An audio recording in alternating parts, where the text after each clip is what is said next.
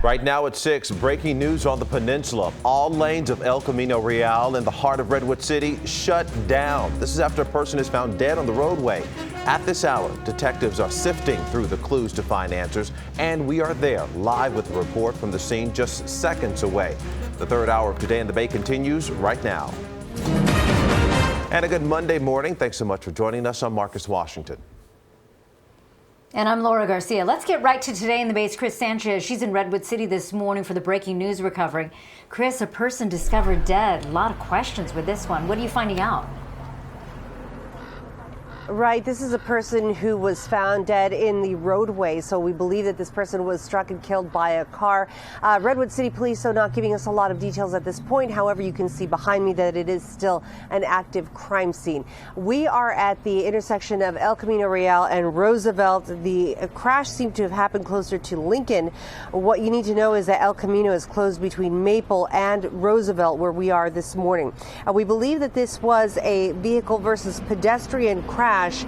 We don't know whether or not any driver has stopped to cooperate or whether any driver has contacted Redwood City Police. Now, what we have behind us, though, is a lot of different kinds of businesses, none that would have been open right around the 2:30 hour, which is when this happened. However, because there are a lot of different kinds of businesses, we suspect there is going to be some surveillance video that will hopefully be of use to the police department. When we get more information from the police about what happened here and what happened to this person, we will let you know. We are still waiting for the arrival of the coroner here on scene. So Mike Inouye has your workaround if you are trying to get through Redwood City. El Camino Real is now closed in this stretch. Mike? That's right, Chris, right there. Chris mentioned between Roosevelt and Maple. And so that's a few block stretch there of that critical divided roadway, State Route 82. Let's take you to the map we're talking about. Your alternate, which is Adams, it's a much smaller street, 1 block to the west. And it's only 1 block away, but as traffic through that area gets more congested, please be very careful if, folks, you do use that short cut through because it is much narrower, only 1 lane in each direction there. Just south of there through Palo Alto, southbound 101 slows a bit still as you head toward the San Antonio Avenue exit there. There's a disabled big rig blocking 1 lane. A tow truck crew is there as well. It's been there for hours. Everything else looks pretty standard. Your backup slowing, I should say, over at the San Jose area, and the Bay Bridge Toll Plaza starts a little backup as well. So that's you coming up. Back to you. Thanks so much. We're also keeping an eye on your forecast this morning, taking a live look at our cameras across the Bay Area.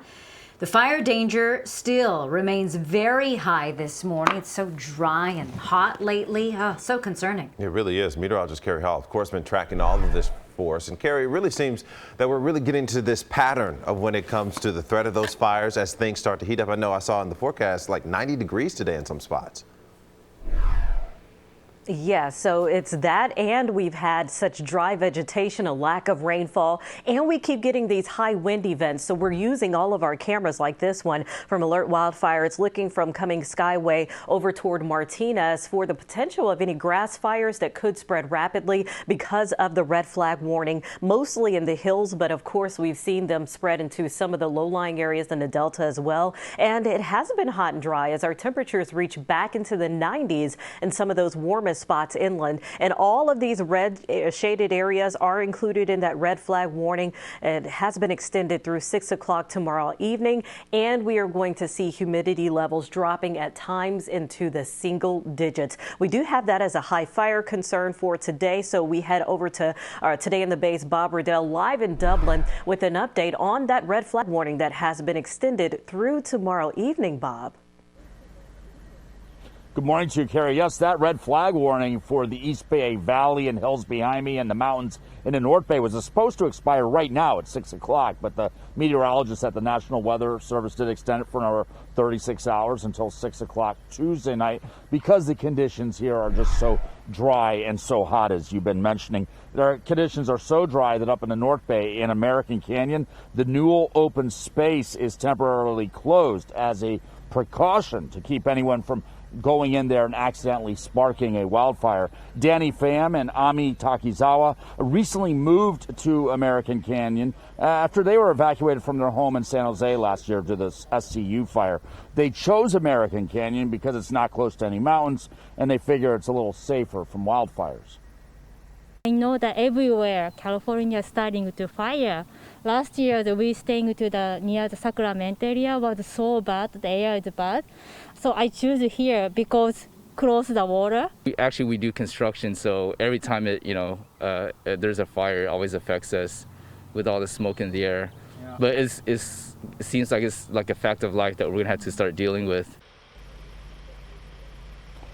Fire departments in the region have been mobilizing equipment and fire crews to strategic spots across the Bay Area. They've been doing this since last weekend. This week in Lafayette, that city's Emergency Preparedness Commission will meet and strategize over how to prepare for this year's drought and wildfire season. That meeting will be this Wednesday at 7 o'clock. If you're interested, they will be live streaming it. Reporting live here in Dublin, Bob Riddell, Today in the Bay. Thanks so much, Bob. And make sure you download our mobile app. You can get up-to-the-minute news and weather reports and tailor it for your area. You'll be in the know even when we're not on the air. 14 months after telling their employees to work from home, some Facebook employees are preparing to return to the office this morning. Company's Menlo Park headquarters reopens at 10% capacity. Employees can still work from home until July 2nd or for 1 month after their office finally reopens at 50% capacity. In the meantime, Salesforce plans to reopen its famed San Francisco Tower a week from today. That's according to Business Insider. Vaccinated employees will be grouped into separate cohorts of 100 or fewer people as this reopening process begins. The 49ers are teaming up with Santa Clara County in an effort to get more teenagers vaccinated. The team will hold a news conference at noon to announce that plan. Tomorrow through Thursday, in addition to getting a shot, some teams will have the chance to visit the team's locker room at Levi's. The first 100 teens in line will receive gift cards to Starbucks and Chipotle. A DJ will also be there to spice things up. No appointment is necessary, but the teenagers must live in Santa Clara County. With more and more people getting the vaccine, we are seeing an increase in travel plans for summer getaways. Joining me now is Dr. Supriya Narasimhan, and she is Chief of Infectious Diseases at Santa Clara Valley Medical Center. Good morning, Dr. Supriya. How are you? Good morning. It's a great day. How are you? I'm doing well. Let's get right to it because, right now a lot of people are looking to make those plans for summer vacation. And that is because so many people are getting vaccinated. And we've seen a good number right here in California. But do you think that we've hit a wall because we're seeing less people going to get vaccinated nationwide? Currently, we're having a 95% show rate in our vaccination sites around the county. So locally, at least, I am cautiously optimistic that we will not hit a vaccination wall. I want to talk about, because a lot of people are hesitant to get the vaccine, and especially parents when it comes to their kids. I know Pfizer's looking to get that age younger than 16. So what do you say to the people who are hesitant to get the vaccine, those adults, as well as those parents who are hesitant to have their kids get the vaccine? Right. So what I would tell the parents and their children both is that these are extremely safe vaccines. They have been studied rigorously, and we couldn't have anticipated better efficacy or a better safety profile. For the adults who are hesitant, I would say that they need to talk to their doctors about their concerns, about their fears, because it is better to be informed and make an informed decision than to sort of live in the fear of the unknown. With the pediatric immunization question, I am very excited that the vaccine, the Pfizer vaccine, will soon get approved for the 12 to 16-year-old population. Good information there. Well, 6:09, and we are celebrating Mom SNL style, along with those flowers behind Laura, of course. Up next, we're going to tell you about the star-studded thanks to moms everywhere. A hack attack on America's biggest pipeline could have gas prices moving higher. Let's take you out to the futures. The Dow is up significantly. That's because energy companies, a lot of them on the Dow, energy companies set to make a lot of money. You're watching Today in the Bay.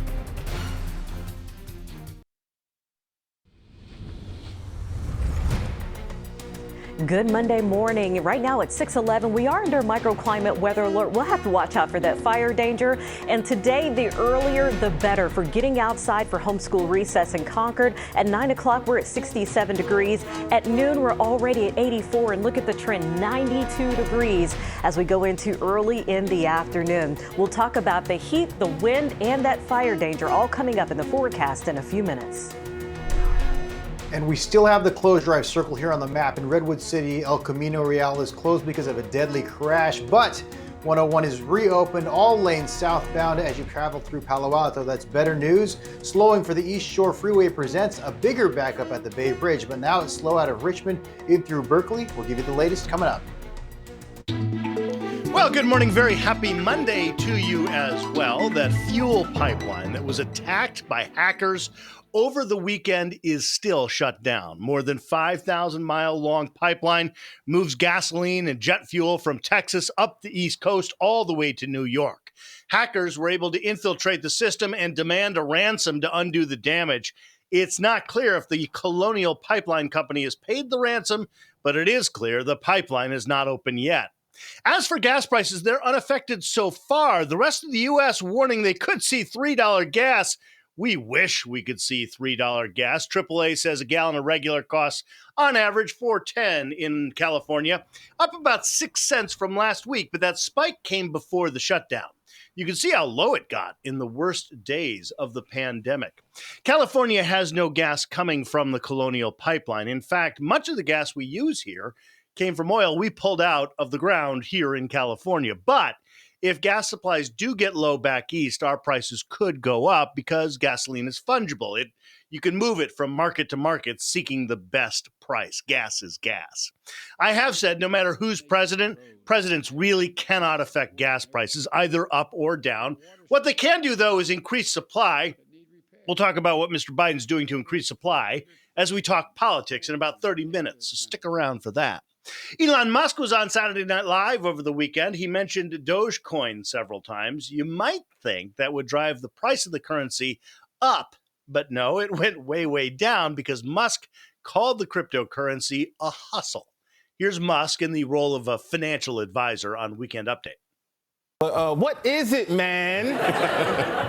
I keep telling you, it's a cryptocurrency you can trade for conventional money. Oh, so it's a hustle. Yeah, it's a hustle. Why didn't you say that, man?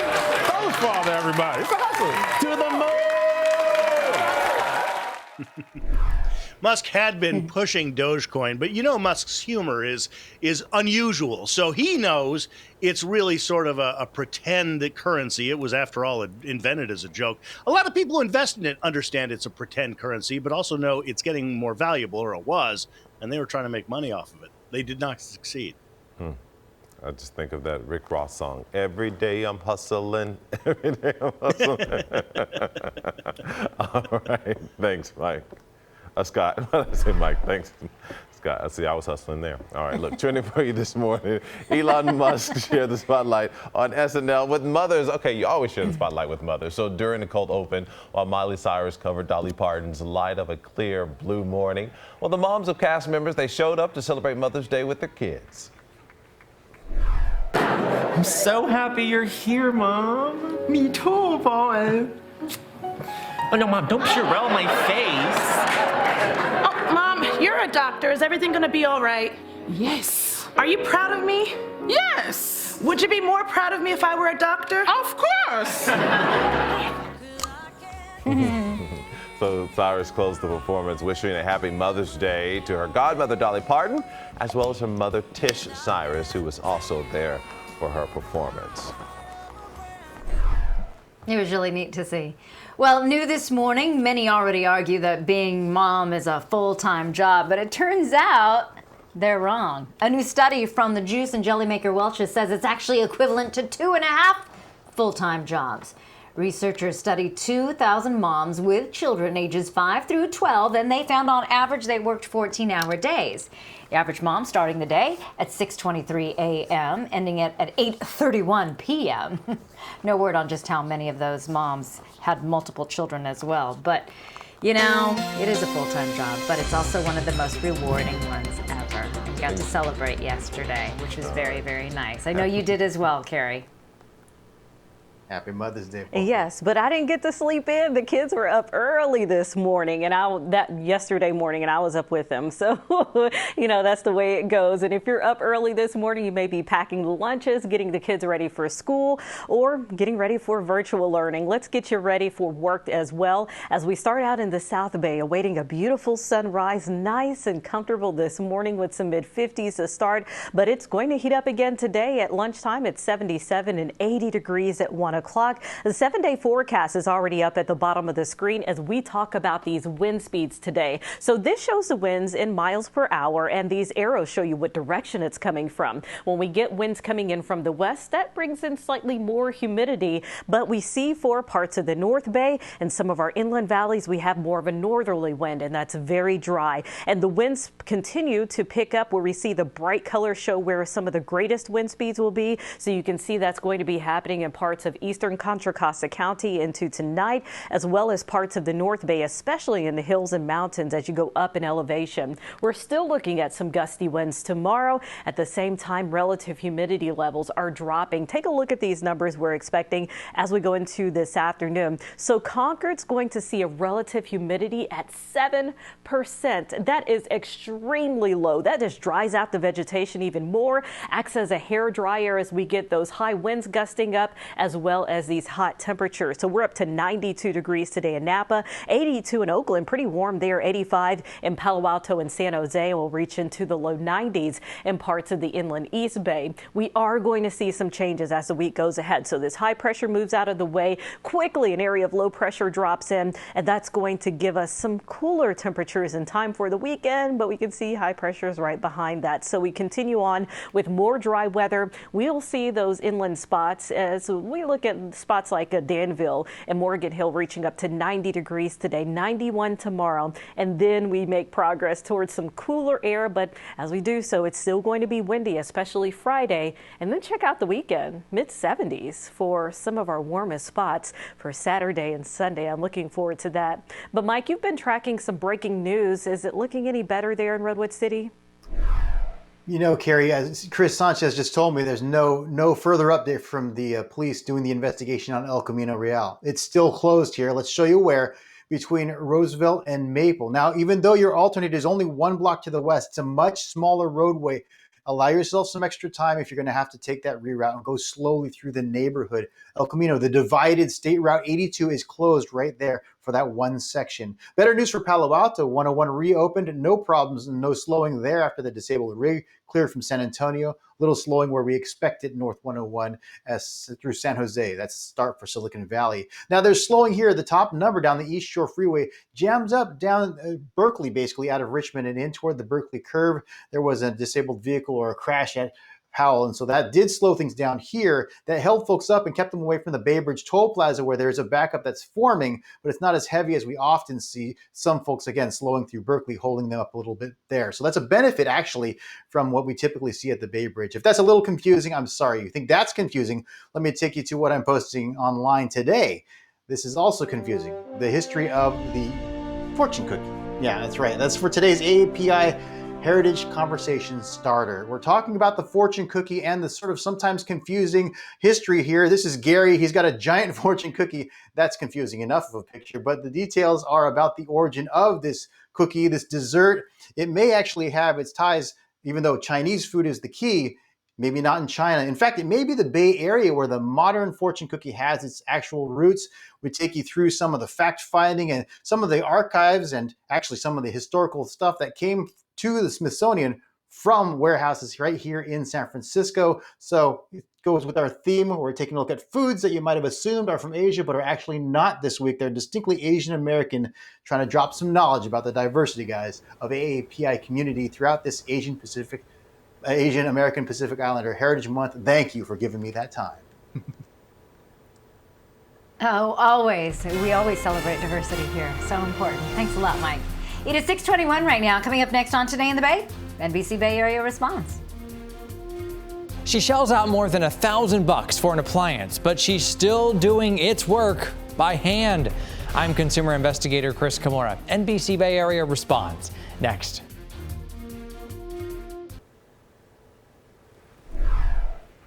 NBC Bay Area responds to a San Martin family's ongoing appliance battle. Yeah, they called consumer investigator Chris Kimura and his team for a little help. Good morning. Irma Mora told us she's been drying her laundry on a clothesline, even though she spent $1,048 on a brand new dryer.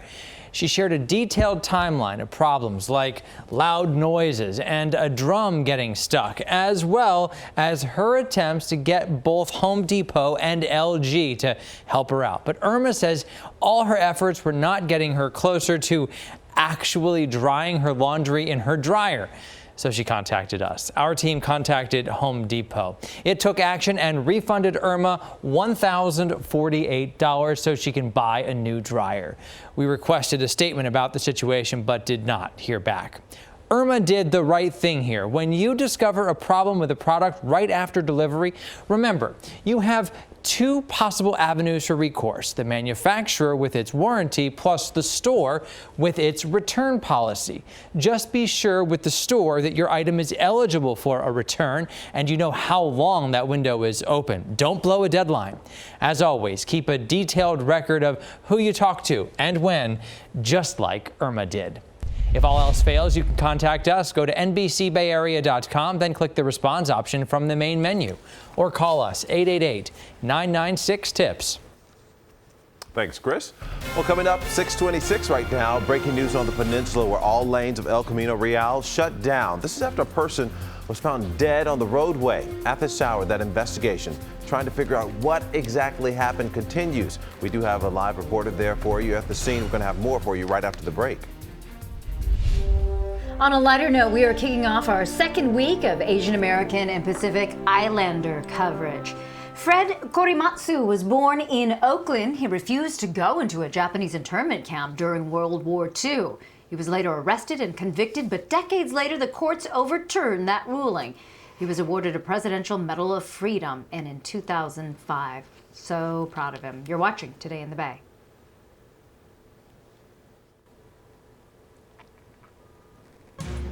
Right now at 6:30, the week beginning with more fire danger. This morning, we're getting you ready and prepared as a wildfire threat quickly creeps back into our lives. Our live team coverage is just moments away. From fire to water and lack of it. Up next, the latest Bay Area county calling for restrictions and where cutbacks are already mandatory. And as California moves closer to full reopening, the answer's coming today about how to boost the economy. How it may all start with your children. Today in the Bay continues right now. Good Monday morning. Thanks so much for making us a part of your morning. I'm Marcus Washington. And I'm Laura Garcia. We start with that breaking news we're following in Redwood City for you. Busy El Camino Real is closed after a traffic death. Let's go to Today in the Bay's Chris Sanchez. She's live at the scene this morning. What are police telling you so far, Chris? You know, they're really not saying a lot, Laura, about what happened here, but we do know that a person was struck by a car around 2:30 this morning. This is on El Camino Real. We are at Roosevelt. This happened just about a block behind us at Lincoln, and now El Camino Real is closed between Roosevelt and Maple, so you will have to work around that. We don't know who this person is who was struck and killed in the roadway, but we are still waiting for the coroner, so we know that notification of the next of kin is also going to have to happen in the next couple of hours or so. There are a number of different kinds of businesses here along this thoroughfare, and there should be a lot of surveillance video. Hopefully, if that driver has not come forward to talk with police, police will have surveillance video to work with because it is a pretty busy thoroughfare. If you take this route through Redwood City this morning, you're going to need a workaround probably for some time to come. Mike Inouye is your best bet to help get you there where you need to go. All right, Chris. Well, thank you. Thank you for the update as well, folks. If that is where you're driving through Redwood City, major divided roadway there, State Route 82, El Camino Real. Let's take you to the map. As Chris said, that scene will be active probably for hours this morning. So there is one block over Adams Street. You can take that, but use caution and allow extra time through the area, maybe 10 minutes possibly, just to take it easy. It's a much smaller roadway. And safety first. Now, the rest of the peninsula moves smoothly. 101, 280, not a problem. 101 through San Jose, that second burst of traffic actually hit into the sensors, and now it's slowing easing up quite a bit as well. The Bay Bridge Toll Plaza sees much more traffic as the earlier incident has cleared from Powell, and that leaves the Toll Plaza with the backup now, building back toward the Berkeley Curve. Back over to you. Thank you very much, Mike. So we're also tracking this continued fire danger. It comes today, and meteorologist Carrie Hall, she's all over this for us this morning. So, Carrie, what are we looking at condition-wise today? It's still going to be hot and dry, very low humidity, and we know the vegetation is already dry. This is one of over 700 cameras in a network across the state that show that we are starting out with a clear day once again, but we also use this to detect any wildfires that may spark. And this is looking at Cragar Peak, looking toward Clayton this morning. And so as we go into today, we're watching these inland areas, these hills, especially in our mountains and parts of the East Bay and the North Bay. Winds will gust up to, in some spots, 60 miles per hour, especially in the mountains. And then the relative humidity levels during the middle of the day will drop to 10% or less. So with these conditions, any fires could spread very quickly. We do have to be very careful today, and that's something we'll continue to monitor. I'll have another weather update coming up in a few minutes. Sounds good. We'll check back with you. It is 6:33 right now. California is receiving tens of billions of dollars in new federal relief money. The question is, what do you do with all that cash? Governor Newsom will today appear in the East Bay to try to provide some answers. Today in the Bay, Sierra Johnson joins us live in San Francisco this morning. Sierra, the governor thinks we can emerge from the pandemic stronger than ever.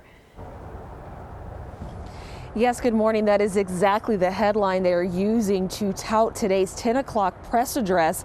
It's taking place, as you mentioned, in the East Bay and Alameda County. But right now, the governor's office is being pretty tight-lipped about what exactly that plan entails and what exactly the governor will be touching on at that meeting. The governor did take to social media, though, to reveal an expansion to childcare.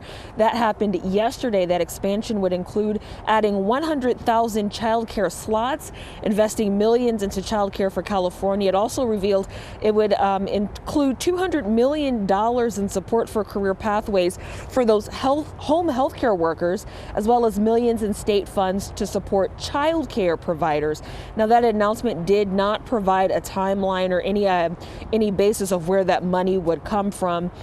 So not only are we discussing that child care, Newsom will be in town to discuss what will help us emerge from that pandemic deficit. This coming as Newsom and lawmakers work to create a budget deal to shrink that anticipated budget shortfall from the start of that pandemic. As you can imagine, in 2020, California saw its finances were greatly impacted by the coronavirus. So in just a couple of hours, we should have a better idea of how the governor plans to spend potentially millions of dollars, a lot of it coming from the feds during the pandemic, how that money is going to be allocated, and how you could see a change in your life. We're live in San Francisco. Sierra Johnson for Today in the Bay. Thanks so much, Sierra. 6:35 right now. The Bay Area has among the best COVID vaccination rates in the entire country. In fact, take a look at this chart. According to the CDC, data published in the Chronicle, every Bay Area county except Solano has had at least 50% of its population with at least one dose. But herd immunity may still be a long way away due to limited vaccine access in other parts of the world. Bay Area health leaders say their focus now is getting as many people injected locally, and life can return to normal if they say enough people are vaccinated. A reported reprieve for outgoing San Francisco high school seniors stuck at home distance learning in their final year of grade school. So according to the Chronicle, they will have a chance to return to campus this Friday. This is for a final few weeks of school ahead of their early June graduation. So the teachers union approved that plan over the weekend, saying that enough teachers have agreed to help resume in-class learning. It also means that district will also qualify for a portion of the state pandemic funding tied to high schools reopening anytime before May 15th. Meanwhile, while the state is making progress in students returning to the classroom, many are not taking the option. 84% of California middle and high schoolers have the option to return to some form of in-person learning. That's according to the state data published in LA Times. Just less than a half of those students at schools that are open have actually returned to campus. And more details this morning. Sonoma County supervisors, they are reportedly ready to approve a new resolution condemning sexual violence and supporting survivors. That measure would also strengthen the vetting for new hires and appointees. It comes in the midst of that ongoing scandal in Windsor surrounding Mayor Dominic Popoli. And that case added a new twist over the weekend with another woman, the former mayor of the town, coming forward to the Chronicle about her experiences. But the Sonoma County vote tomorrow does not reference Popoli by name or the town scandal. Developing this morning, a drunk driver who killed a CHP officer parked in his patrol car on Christmas Eve 3.5 years ago will learn his fate today. Last fall, jurors convicted 24-year-old Muhammad Ali. He faces 15 years to life in prison in the death of Andrew Camilleri. In 2017, Ali was traveling more than 100 miles per hour on Interstate 880 in Hayward when he slammed into Camilleri's patrol car. The officer's mother is expected to address Ali at today's sentencing. Turning to our climate in crisis, Sonoma County leaders are looking for public cooperation in dealing with the drought, but in some areas the measures are becoming more drastic. Tomorrow, supervisors will consider a resolution asking for a voluntary 20% water reduction. In Santa Rosa, customers reduced water usage by 15% at 15 after the city asked people to conserve. But some smaller cities, including Cloverdale and Healdsburg, have already implemented some mandatory cuts by at least 20%. Well, take a look at this. Talk about a strange discovery. A man who was walking in Southern California came across this bizarre find Friday morning. It's called a Pacific football fish. The man found it washed ashore in Newport Beach. It's one of 3,000 living species of anglerfish from around the world. Though the fish itself is not rare, experts say it is extremely rare to see one this intact along a beach in Southern California. Missing without a trace. Next year on Today in the Bay, an East Bay mother desperately seeking word from her son. How his visit with family members took a turn no one expected. Plus, the White House dealing with a massive attack on America's largest pipeline system. We'll have the very latest. Let's take you out to the big board. Energy companies actually doing quite well on that news. And so the Dow's up about 200 points. Lots of energy companies on the Dow 30. You're watching Today in the Bay. Breaking news on the peninsula, Redwood City. We continue to follow the deadly crash investigation, which keeps State Route 82 El Camino Real closed for this stretch through Redwood City. And the Bay Bridge Toll Plaza sees much more traffic at the earlier crash cleared from the Powell area. Things simmering down here. We'll show you where the big backup is over in Contra Costa County.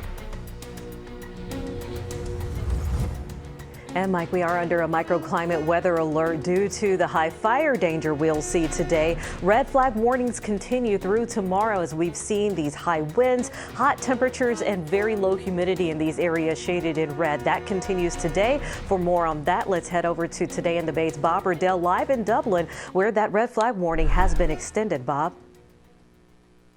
Yeah, this is a decision carried by the meteorologists with the National Weather Service. That red flag warning was actually supposed to expire about 45 minutes ago at 6 o'clock this morning, but they have decided to extend this warning until 6 o'clock tomorrow night for another 36 hours for the Tri-Valley behind me, the East Bay Hills, other valleys in this area, and also for the areas in the North Bay because the conditions are so hot and dry. As a matter of fact, conditions are so dry that the Newell open space, this is an American Canyon, is temporarily closed right now. This is as a precaution to keep anyone from going in there and accidentally sparking a wildfire. Now, Danny Pham and Ami Takizawa, they recently moved to American Canyon.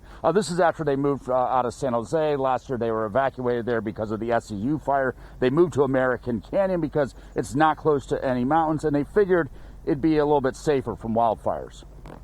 I know that everywhere California is starting to fire. Last year, we staying near the Sacramento area was so bad, the air is bad. So I choose here because close the water. We do construction, so every time there's a fire, it always affects us with all the smoke in the air. Yeah. But it seems like it's like a fact of life that we're gonna have to start dealing with. Fire departments in the region have also been mobilizing equipment and men and women to strategic spots across the Bay Area since last weekend. We're talking about getting their fire crews out there. And this week in Lafayette, that city's Emergency Preparedness Commission will meet and strategize over how to prepare for this year's drought and wildfire season. That meeting, by the way, is this Wednesday night at 7. It will be live streamed. Reporting live here in Dublin, Bob Riddell, Today in the Bay. All right, Bob, thank you. 6:44 and happening now. A Hayward mother is desperately hoping for word from her son, who she says has not been seen since traveling to Mexico. 19-year-old Manuel Reyes arrived in Jalisco in early April, but he never showed up to a planned meeting with his sister. His mother says that he was supposed to return to the Bay Area shortly before he vanished. Reyes is a U.S. citizen who was visiting a part of the state considered to be one of the worst, the most violent, I should say, in Mexico. This is where many young people have been reported missing. New developments in the investigation of a shooting Saturday in New York City's Times Square. Police are searching for a person of interest. 3 bystanders were injured, including a 4-year-old girl. Video of the girl being carried by a police officer to safety went viral. Police say Farrakhan Mohammed tried to shoot his brother after an argument, but instead hit innocent people. The victims are recovering, none receiving life-threatening injuries.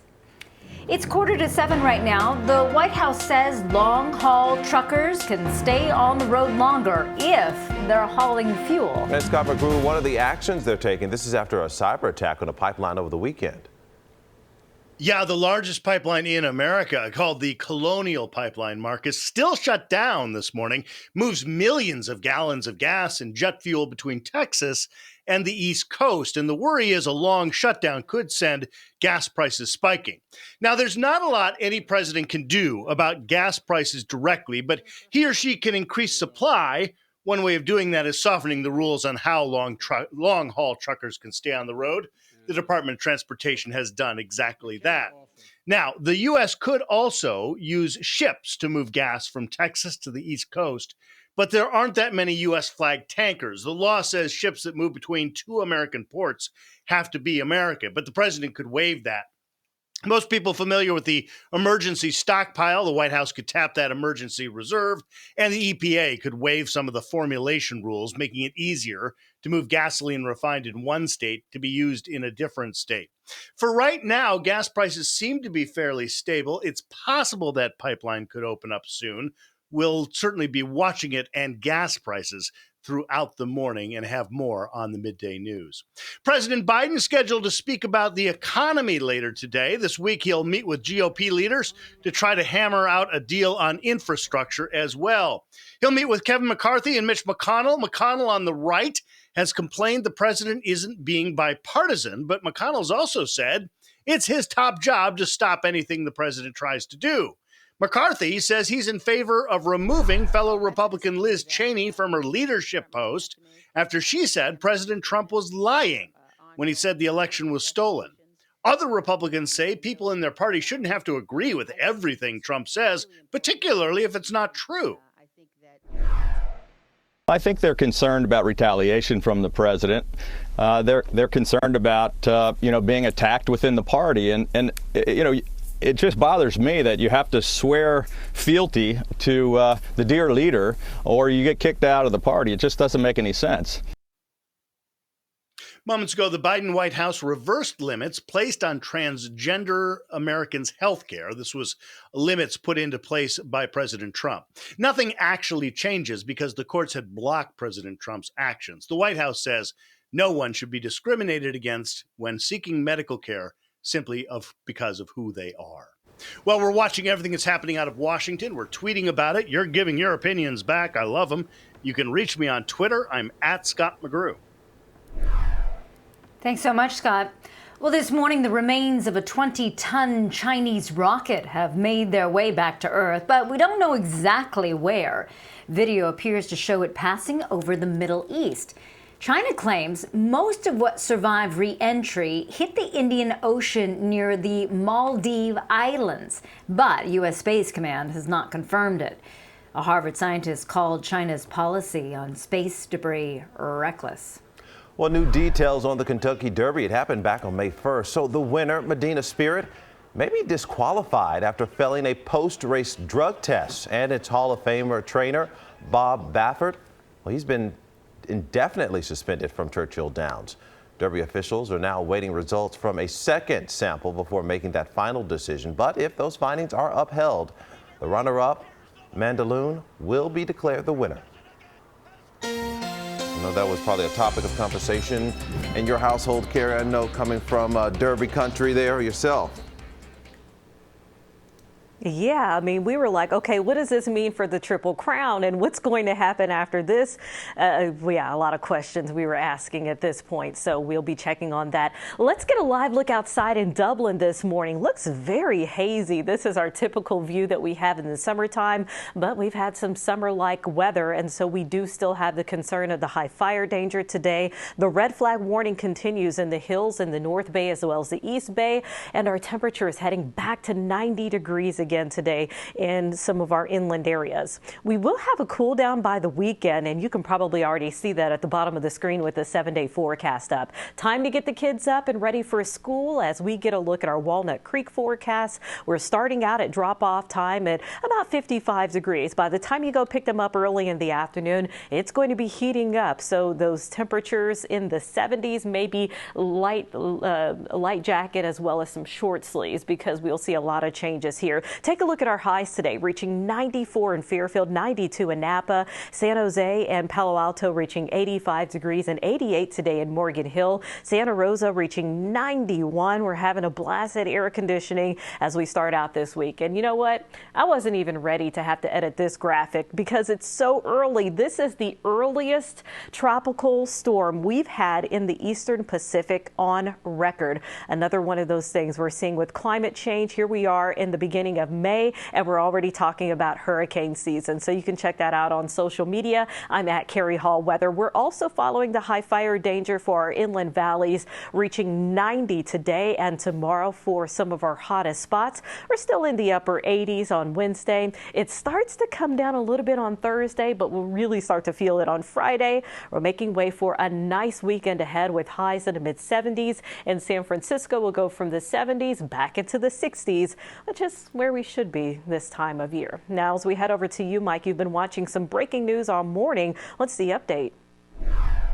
Yeah, Carrie, you still have to avoid the stretch of El Camino in Redwood City. Chris Sanchez continues to follow this scene. You'll be routed off of El Camino Real. Yeah, the divided roadway there between Roosevelt and Maple for the foreseeable future. If you're going to work there, check with your employer because they may have other instructions for you to get to work. Meanwhile, the rest of the bay shows a pretty predictable slowing for San Jose. Actually, a little slowing for 101 heading up in towards Sunnyvale.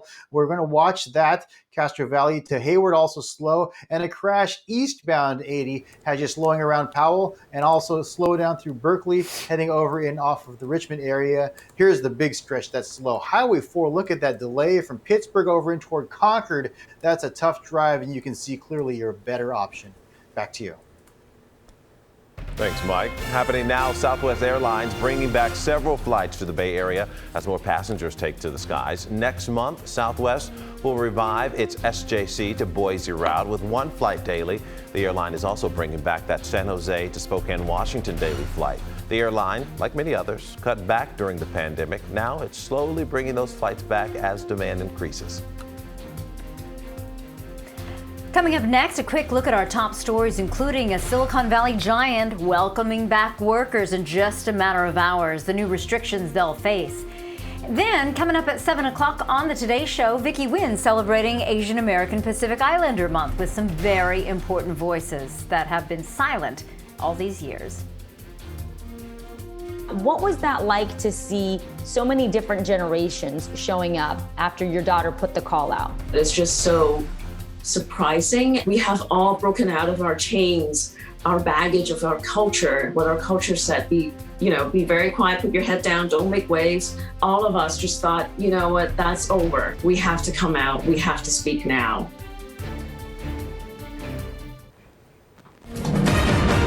Welcome back. Here's a quick look at our top stories that we're following for you on this Monday morning, including breaking news on the peninsula. Yeah, it's a major thoroughfare shut down. This is after a person is found dead. Let's go live to Chris Sanchez this morning in Redwood City.